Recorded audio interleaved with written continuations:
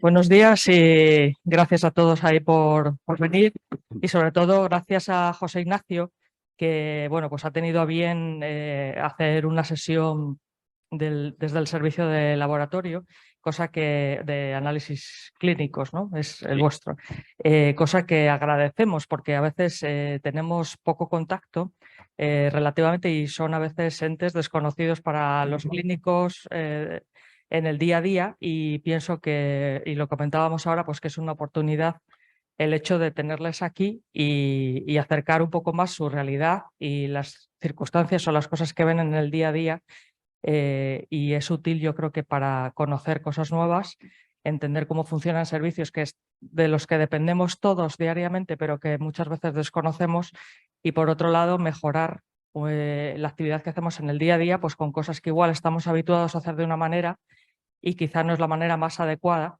y bueno, pues este tipo de sesiones nos pueden ayudar. Así que sin más preámbulo dejo a José Ignacio y gracias de nuevo. Gracias a ti, Ivana.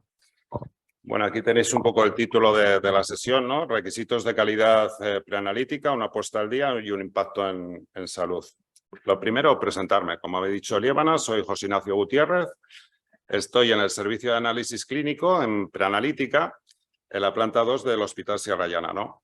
Algunos por, digamos, el vídeo que he puesto pensarán que vengo a pavonearme. La verdad es que no. Uno viene o peina ya canas y ya no está para digamos, esos trotes, aunque como veréis durante la sesión, pues hay muchos vídeos de estos de aves porque me gustan. ¿Qué es lo que voy a intentar trasladarlos durante esta sesión? Pues una pequeña definición de lo que es la fase preanalítica, las etapas que tenemos en la preanalítica, la solicitud, la obtención de las muestras, el transporte, la revisión de las muestras y solicitudes, las interferencias que tenemos en la preanalítica, la conservación de esas muestras y la ampliación de las peticiones. Unos pequeños datos sobre el año pasado y, por último, las conclusiones. ¿Dónde estamos? En la segunda planta del hospital, al lado de la 2A en hospitalización, pero, según han comentado, la semana que viene estamos al lado de psiquiatría. No sabemos si es coincidencia o qué. Bien, el proceso preanalítico, la definición, tenemos este circuito, ¿no?, de cerebro-cerebro, en la cual el clínico, pues a través de la anamnesis con el paciente, pues crea una serie de sospechas clínicas, ¿no? Sospechas que deben de ser confirmadas o no a través de peticiones analíticas, de resultados analíticos, para lo cual pues emite un volante. Un volante que requiere una recolección de unos tubos de muestra, la identificación de esos tubos, el transporte, la preparación de esos tubos para el análisis y todo esto, lo que veis ahí marcado en naranja, constituye la fase preanalítica.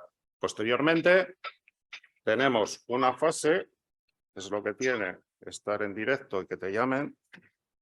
Tenemos una fase de análisis, que es la fase analítica, una fase posanalítica en la cual emitimos un informe que va a ir al médico para que pueda hacer esas suposiciones, confirmar o desmentir esas valoraciones clínicas que había hecho de la intervención con el paciente.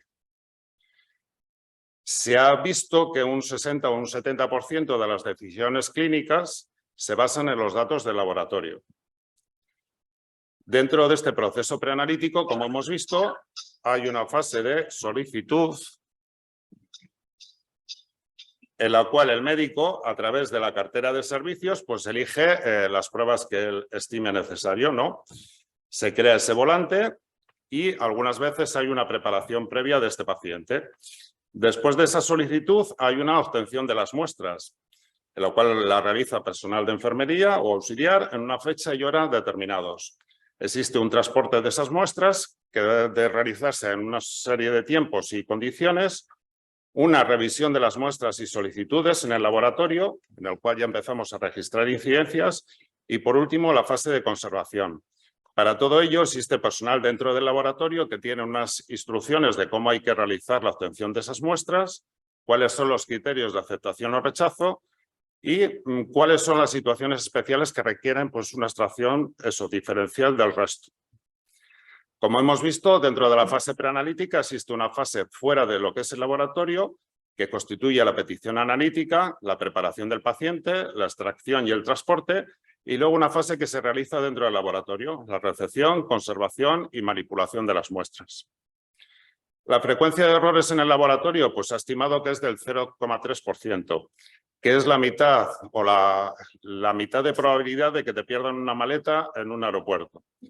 Ese 0,3% se divide en la fase analítica un 60 o un 70% de ese 0,3%, mientras que la fase analítica y posanalítica es un 15 o un 20%. Por lo cual, en la fase preanalítica tenemos más incidencia de errores que son los que necesitamos mejorar. Como hemos visto, el médico realiza la petición de su volante en la cartera de servicios, que dentro del servicio cántabro tenemos en atención hospitalaria Altamira, como gestor de esos volantes. Dentro de atención primaria tenemos el AP Cantabria, y cuando se van a realizar pruebas que no hacemos dentro del servicio cántabro, pues hay que realizar una canalización de las muestras y el envío a un laboratorio externo. Cuando entramos en Altamira, pues sí que tenemos que tener mucho cuidado cuando vamos a buscar al paciente. Como veis ahí, he buscado González García y veis la cantidad de pacientes que se apellidan González García. Tenéis un botón que es el de búsqueda avanzada, que nos permite buscar pues, por DNI otra serie de elementos identificadores de ese paciente, y lo que se recomienda es al menos utilizar 2 identificadores de ese paciente. Los errores que cometemos en esta fase van a ser luego muy difíciles de detectar, sobre todo a nivel del laboratorio.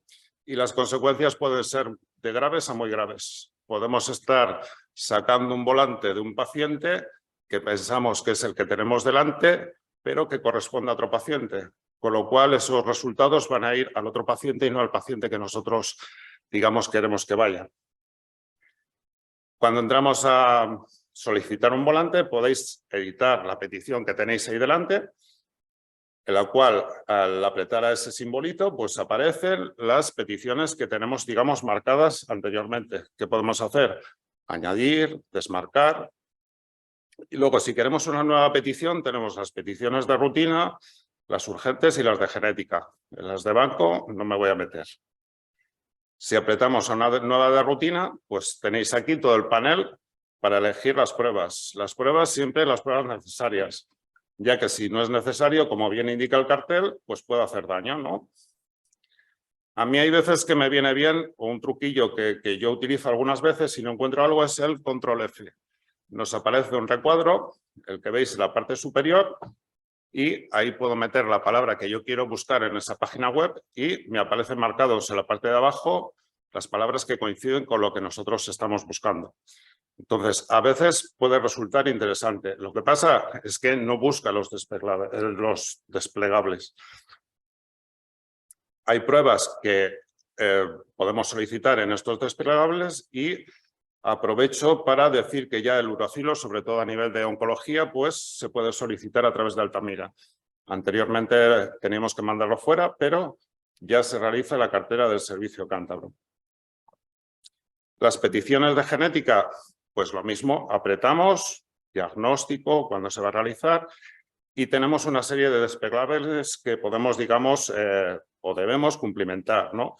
Si es una nueva petición de una prueba una muestra que ya está en genética, si es nueva, y todas ellas requieren un consentimiento informado para el paciente, que debe ser adjuntado. Las pruebas que solicitamos fuera de la cartera de servicio requieren un parte de canalización. ¿Dónde lo encuentro? En el gestor documental. ¿Cómo? Pongo en ese gestor canalización, damos a buscar y en la parte de abajo nos aparece un formulario. Descargamos ese formulario, se cumplimenta porque lo hemos hecho para que se pueda rellenar en el ordenador y lo adjuntamos con las previas firmas, pero se adjunta. Peligro. Estas pruebas, al no estar dentro de Altamira, no está asociado cuántos contenedores se requiere y entonces hay que contactar con el laboratorio porque no se adjuntan al número de contenedores que tiene que sacar la enfermería. Con lo cual, pues bueno, siempre contactar con el laboratorio para que os digamos, hace falta uno de suero, plasma, heces, lo que sea. Y las condiciones. Cuando sacamos el volante de peticiones, existen una serie de instrucciones al paciente que quizás haya que recalcar, ¿no? El paciente cuando se le da consulta, por lo que dicen, se queda con un 30-40% de lo que le decimos. Y sería bueno pues el remarcar aquellas cosas que son importantes, como por ejemplo en esta petición del 5-hidroxiindolacético que requiere una dieta previa. Probablemente si no lo remarcamos el paciente pues se le olvide. Aún así, también es probable de que se le olvide. Pero bueno. En los puntos de extracción tenemos extracción informatizada y manual. Informatizada no es como veis ahí que sale el robot y ya pincha el solito. Para las enfermeras que están aquí, yo creo que para hacer esto nos falta todavía mucho. Informatizada, ¿qué es? Que aquellas peticiones que tenemos hechas de extracción de Altamira, a través de un módulo de extracciones, las podemos hacer sin que el paciente o necesitamos un volante físico para poderlas realizar. Las extracciones que llamamos manuales requieren un volante que bien puede ser de Altamira o bien puede ser de AP Cantabria. Y allí nos aparecen relacionados pues, los volantes o los contenedores y las muestras que debemos aportar. Como hemos dicho, en el punto informatizado, en el módulo de extracciones, un punto, digamos, muy crítico es la búsqueda del paciente. Lo mismo que hemos visto cuando vamos a hacer el volante de extracciones, aquí sí que también nos debemos asegurar de que el paciente que tenemos delante es realmente el que hemos buscado nosotros en el programa. E imprimir las etiquetas en los contenedores. En la manual, pues veis que existen unas etiquetas preimpresas y un volante. Y debemos hacer la asociación entre el volante y esos contenedores. Un error muy grave es que no te coincidan el paciente que tenemos delante con el volante físico o digital que nos presenta. Siempre debemos chequear la identidad del paciente antes de realizar la extracción y algunas veces el paciente puede aportar un volante que no es el suyo, que es el de un familiar o en la consulta he ido y ha aparecido con dos volantes de dos personas distintas, el suyo y otro distinto. Entonces, las consecuencias de ese error pues pueden ser desde muy graves a graves, Vamos con todo el cuidado del mundo, decimos, pues bueno, lo hemos buscado y vamos confiados, dices un saltito y pataplof, ¿no? Nos metemos hasta el fondo.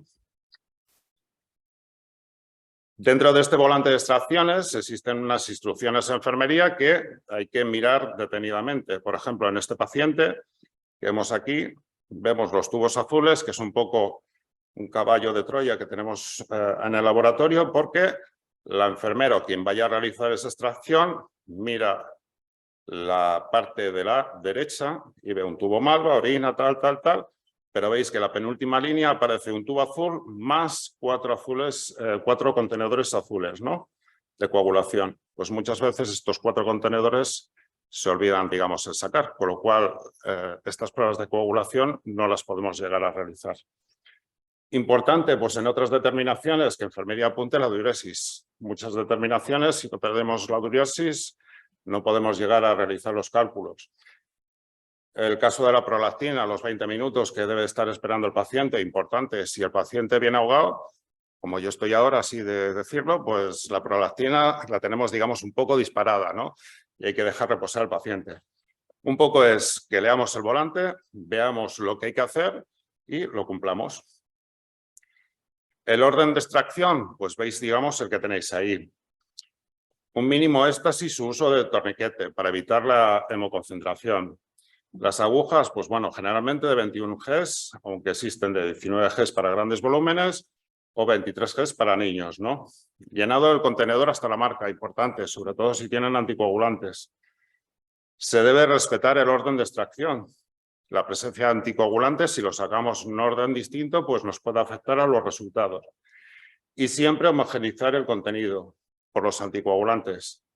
No agitarlos como si fuesen maracas, que es un poco el símbolo que pongo en la parte anterior, sino pues eso, con oscilaciones. ¿Cuántas? Pues depende un poco del tipo de tubo. Ahí tenéis una relación, pero bueno, entre 5 y 8 normalmente es lo que hay que hacer. El etiquetado del correcto del volante, imprescindible. Tenemos una etiqueta que pone volante que debe ir en el volante, ¿no? Y no me cansaré de repetir siempre lo de chequear la identidad del paciente que tenemos delante. El error a este nivel es difícil de detectar, ¿no? Porque cuando nos llegan a nosotros nos llega un volante con un número y unos contenedores, pero no tenemos idea de quién es el paciente que habéis tenido vosotros delante. Nos tenemos nosotros que fiar, o confiar más bien, en que esas muestras corresponden con el volante de ese paciente. Etiquetado correcto del volante. Insisto, las etiquetas son la única forma que nosotros tenemos de asociar a ese paciente con las muestras. En secretaría nuestra, pues se revisan todos los volantes para intentar detectar problemas de este tipo, ¿no? Sobre todo no ya a nivel de hospital, sino a nivel de primaria. El etiquetado correcto de los contenedores. El contenedor amarillo tiene una etiqueta de amarilla, los contenedores rojos tienen una etiqueta roja, que depende del tipo de prueba que le pidan. El de elemental y sedimento pues tiene su etiqueta. Los de bioquímica de orina también tienen dos, según sea de una micción o de 24 horas. El tubo Malva para hemograma es el pequeñito, no el grande. Hubo temporadas en que, pues por desconocimiento, alguna persona pues, se dedicó a sacarnos el grande y claro, sacar el grande son 10 mililitros que le estamos sacando al paciente. Ahora sí, el Malva micro, el grandote. Luego tenemos los tubos rosa, que también depende de dónde lo vayamos a mandar, tienen distinta etiqueta. Los azules de coagulación y luego tenemos las etiquetas, estas que no están atribuidas a ningún contenedor, pues para líquidos, cefalorraquídeos, para heces, para las jeringuillas, para los estudios de coagulación, para los IGRAS, orinas de 24 horas, etc. Tipos de muestras que vamos a tener aquí en el laboratorio. La sangre total, cuando el tubo viene con anticoagulantes y están sin centrifugar, el plasma o suero que se obtiene tras centrifugar estos especímenes, el semen, que más bien en nuestro laboratorio solamente lo recibe micro para los estudios y el resto va a anatomía patológica. En la orina sí que es necesario aportar al paciente las instrucciones de cómo debe de realizar la recolección de las muestras, bien sea de micción aislada o de 24 horas. Las heces, dependiendo de la prueba, también tienen que cumplir unas condiciones preanalíticas. La gasometría, pues dependiendo cómo se haga, podemos tener problemas a la hora de que refleje solamente el estado de equilibrio ácido-base en una extremidad o de todo el organismo. Y los líquidos biológicos, pues bueno, para una calidad de los resultados deben de extraerse en los contenedores adecuados. Por ejemplo, en micro no les sirve el tubo verde que el de Parina, ¿no? Para realizar sus pruebas, con lo cual, pues bueno, cada tubo en su contenedor, o sea, cada muestra en su contenedor.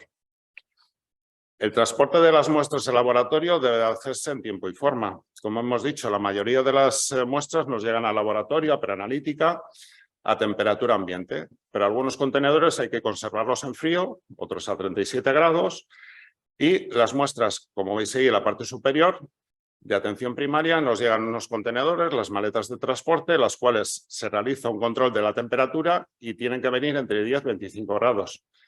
De la parte de preanalítica, nosotros realizamos una clasificación de los contenedores, centrifugamos y posteriormente pues hacemos una distribución de cada uno de ellos en función de lo que le pida. ¿Por qué decimos lo del etiquetado correcto de los contenedores? Pues porque tenemos un aparato que es el Aqua, que es el que nos va a clasificar cada contenedor en función de dónde vaya, si es bioquímica, si es inmuno, si es hemograma, y solamente van a funcionar leyendo la etiqueta que tiene ese contenedor. Si tiene una etiqueta incorrecta, va a ir a un sitio incorrecto. Y eso nos lleva pues, a un proceso de reetiquetado y eso nos lleva a un retraso en el procesamiento de esa muestra. Y como ocurre en las figuras de ahí del medio, pues si no tiene etiqueta, pues no sabemos ni de qué paciente es ni qué le están pidiendo, por lo cual pues no podemos hacer nada con esas muestras. Son un rechazo que tenemos dentro del laboratorio. Ocurre, no muy frecuente, pero ocurre. También, ¿por qué hacemos un chequeo entre las muestras y la solicitud? Pues para que no sobren ni falten contenedores. Ahí ves en una extracción en Altamira, como en el de la parte más de la izquierda, pues se ha sacado un tubo azul en vez de un tubo rojo. Y en el de la parte de la derecha, pues veis que no nos coincide la etiqueta del volante con la etiqueta del contenedor. Pues aquí algunas veces lo podemos solucionar, pero otras veces tenemos que llegar y rechazar, digamos, la muestra, porque no existen esas coincidencias. Por el valor que os decía de etiqueta en el volante, etiqueta en los contenedores. Es nuestra única forma de asociarlos y de que todo vaya correcto. También los contenedores o las muestras nos vienen en recipientes pues un tanto particulares. Veis ahí el de más a la izquierda que nos vino pues en ese dispensador de colonia, ¿no? Y al parecer era un cálculo urinario. En la parte del centro pues nos vinieron 8 tubos de IGRA sacados al mismo paciente. Hubo una equivocación con el enfermero, se pensó que el tubo o el kit de IGRA eran 8 tubos y le sacó 8 tubos y al paciente se le sacaron al final 16 contenedores. Otras veces, pues por poner los casos así aislados, nos vino para detectar, para analizar la calprotectina con un contenedor de sangre oculta en heces. No lo podemos hacer, son contenedores distintos, incompatibles. Rechazo de muestra y nueva muestra, con lo cual los inconvenientes que ello lleva para el paciente. Las interferencias, que es un poco lo que nos sale sarpullido a todos, ¿no? A los que informamos y a los que se ven informados. La hemólisis, que es un poco también el gran caballo de batalla y por lo que a veces, pues bueno, se puede producir por distintos motivos.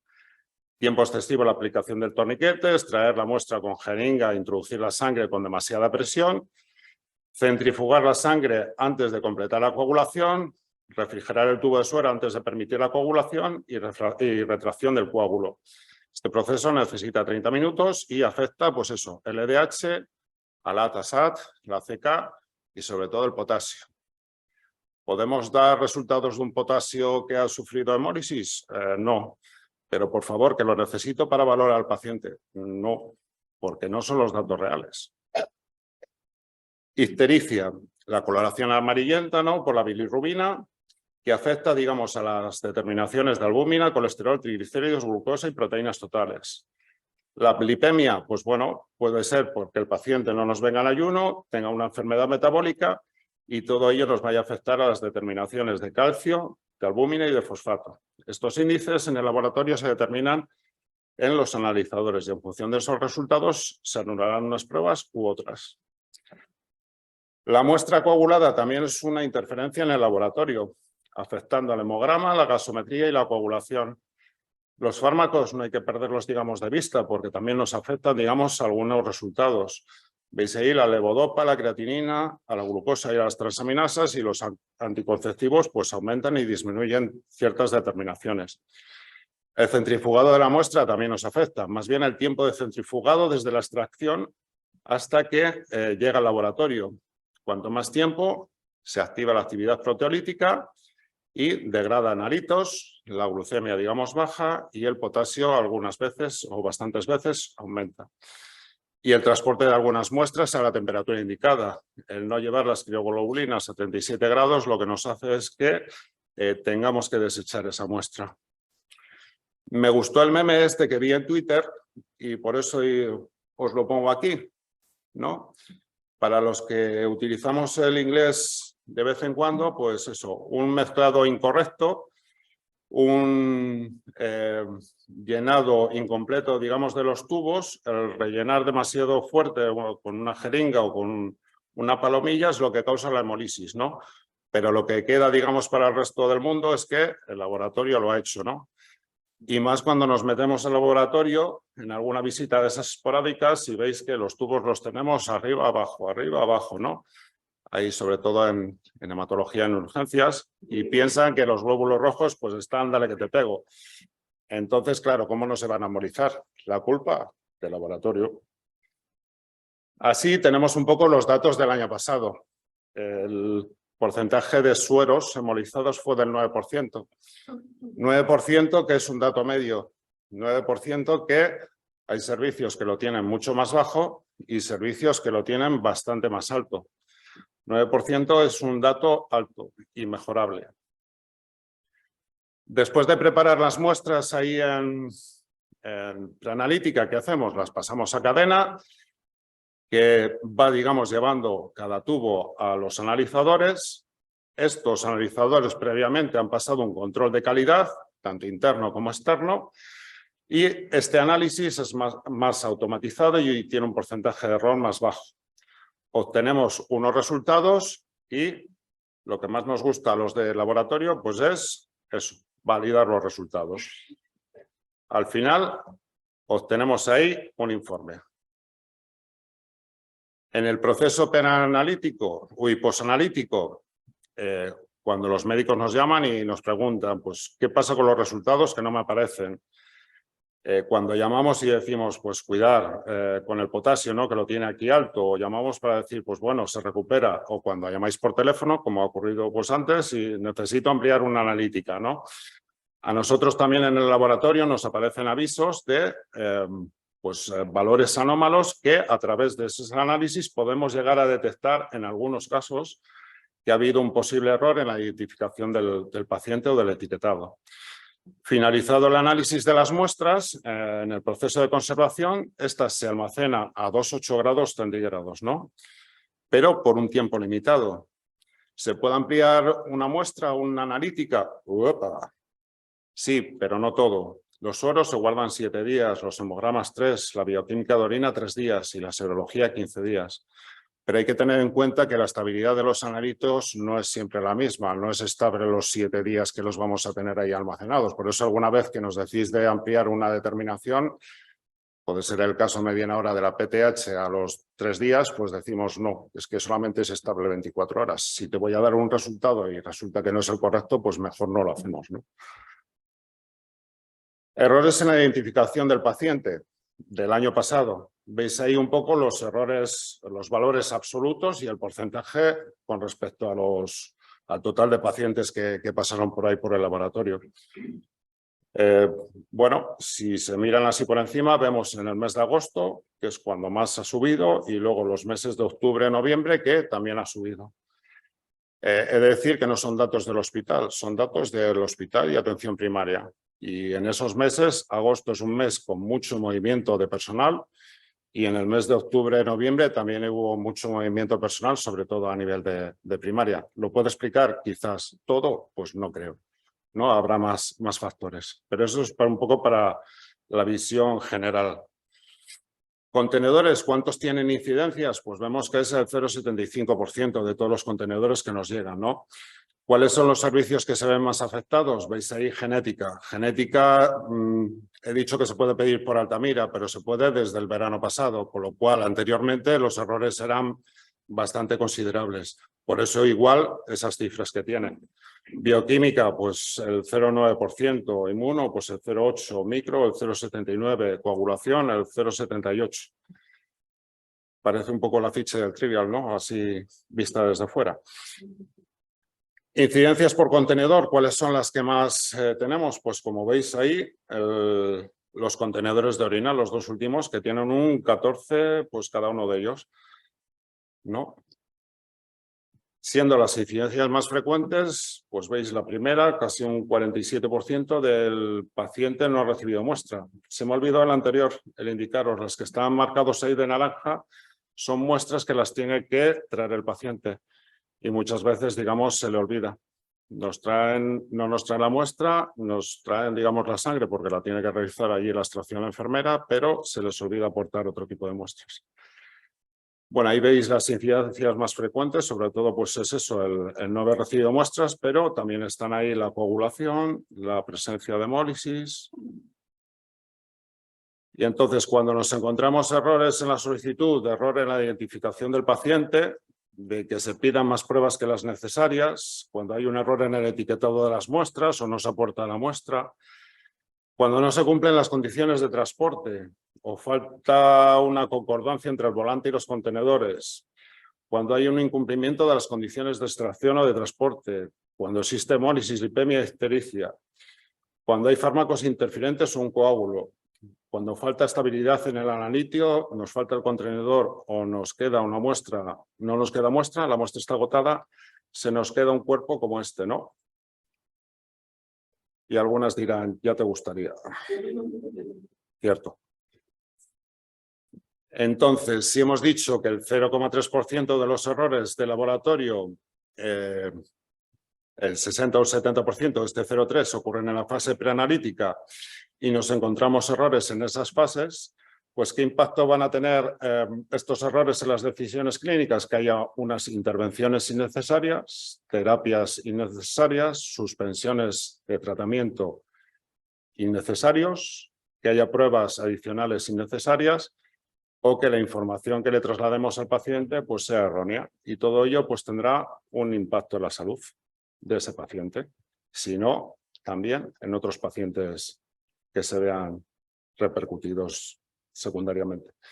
Quiero agradecer a todo el personal del laboratorio, tanto facultativo, técnico como sanitario y administrativo, y por mi parte, pues muchísimas gracias por la atención.